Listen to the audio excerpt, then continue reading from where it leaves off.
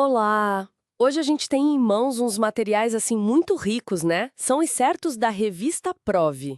Isso, de 2002, ano 1, número 1. Exato.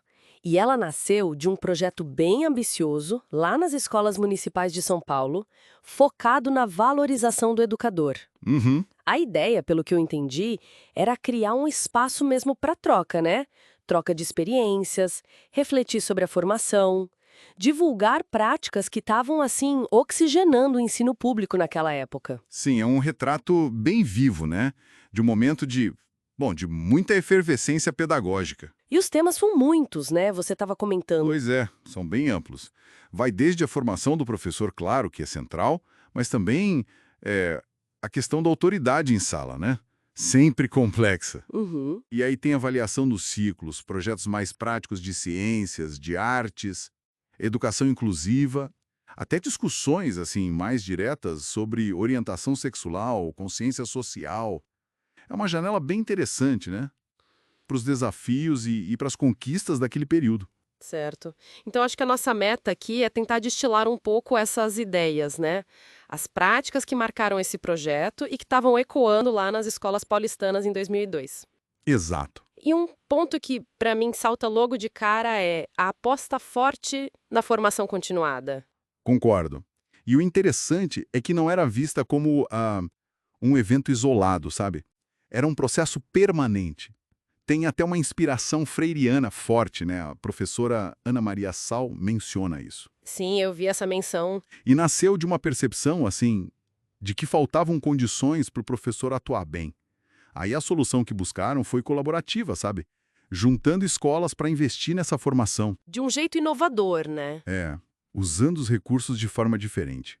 E a escala era grande, viu? Envolveu centenas de profissionais, professores, funcionários. E dá para ver que essa ênfase na formação acaba meio que se espalhando para outras discussões, né? Por exemplo, a da avaliação. Sim, total. Tinha um debate claro ali entre aquele modelo mais tradicional, né, classificatório, e uma busca por algo mais processual, formativo, focado na aprendizagem. Exato.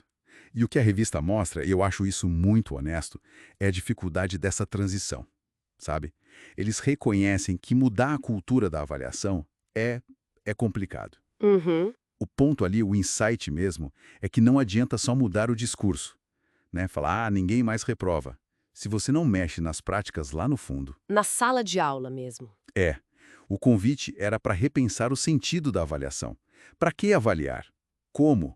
Focando na aprendizagem de verdade. Mas por que será que essa mudança cultural é tão difícil na prática? Mesmo quando parece ter um acordo na teoria. Olha, eu acho que mexe com estruturas muito antigas, né? Sobre o que é ensinar, o que é aprender, o que é medir sucesso.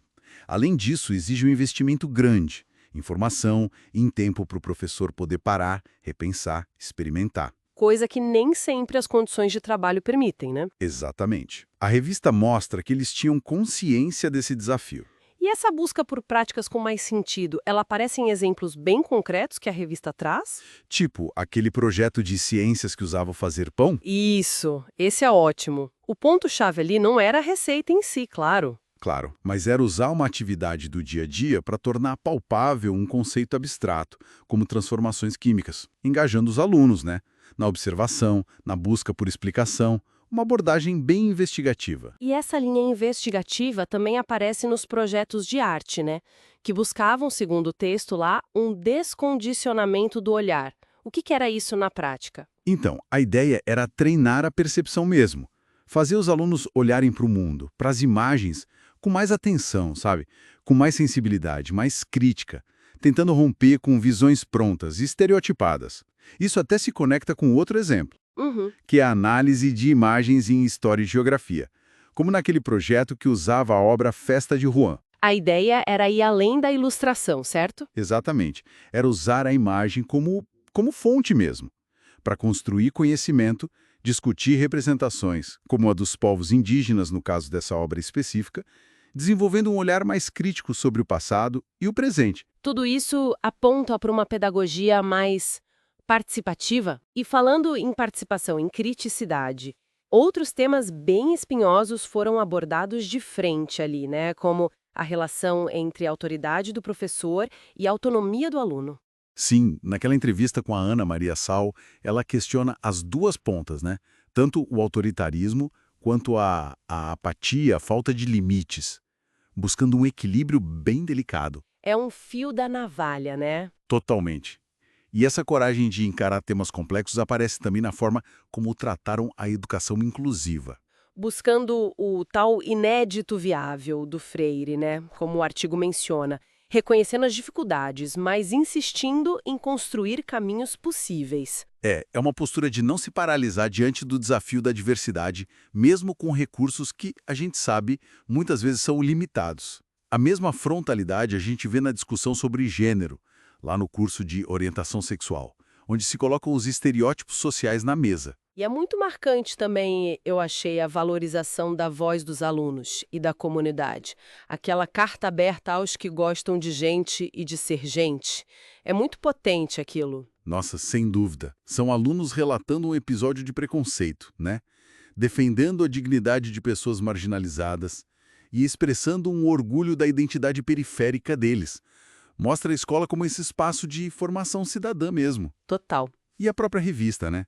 Abre com Paulo Freire falando da beleza do ato de ensinar. Lembrando essa dimensão humana, que é fundamental no trabalho do professor. Olhando para o conjunto, então, o que essa revista de 2002 nos revela, assim, de mais importante? Olha, para mim, ela documenta um esforço coletivo impressionante na rede pública paulistana da época. Uma tentativa muito séria, muito refletida, de construir uma escola mais relevante, sabe? Mais crítica, mais inclusiva, apostando forte na formação e na autonomia dos educadores. E encarando os desafios, né? Pedagógicos, sociais, com criatividade e com coragem. Quer dizer, temas como formação de qualidade para o professor, avaliação que sirva para aprender, inclusão de verdade, pensamento crítico, o papel social da escola, isso tudo não é novo, né? Já estava sendo debatido com profundidade, com urgência há mais de 20 anos. Precisamente. E isso, acho, deixa a gente com uma reflexão importante, né? Uhum. Em que medida esses desafios, essas inquietações e até as soluções que foram pensadas naquele projeto de 2002, até que ponto elas continuam pertinentes hoje? Que lições daquele esforço coletivo por uma escola pública mais justa, mais potente, que lições ainda ecoam? Ou será que foram esquecidas nos debates, nas práticas atuais? Fica aí a pergunta para a gente pensar.